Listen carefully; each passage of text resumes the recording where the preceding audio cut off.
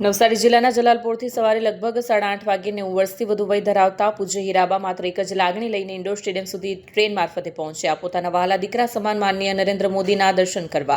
Stadium બંધ હતું, બેસવાની કોઈ વ્યવસ્થા નહોતી, છતાં ઉંમરથી નમેલા શરીરમાં અડગ આત્મબળ અને અનોખો જુસ્સો હતો. કમબા પવિત્ર ક્ષણે અમોને તેઓના દર્શન થયા અને ખૂબ આગ્રહપૂર્વક તેમને અમારી કારમાં બેસાડી પૂર્વ કલેક્ટર અને જિલ્લા મેજિસ્ટ્રેટ આર.જે. પટેલના નિવાસસ્થાન તથાસ્તુ ખાતે લઈ આવ્યા. ચા નાસ્તા દરમિયાન થયેલી વાતચીતમાં જાણવા મળ્યું કે તેઓનું નામ હીરાબેન મધુકાન ચાવડા, સંભાજીનગર, વેજલપુર, નવસારી નિવાસી. પરિવારમાં કોઈ નથી, માત્ર ₹1200ની વૃદ્ધ પેન્શનની જીવન નિર્વાહ કરે છે. છતાં આત્મસન્માન અને શ્રમથી ભરેલું જીવન છે.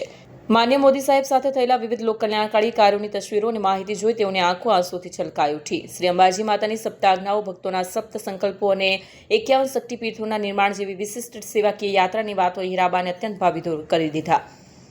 આજે તેમના પવિત્ર હાથે પીપળાના પવિત્ર બાળ વૃક્ષની સ્થાપના કરવામાં આવી અને વર્ષો પહેલા દુકાળ દરમિયાન પ્રકૃતિમાંથી સ્ફુરેલી વૃક્ષ નારાયણની આગમવાણી સાથે આરતી ગવાઈ.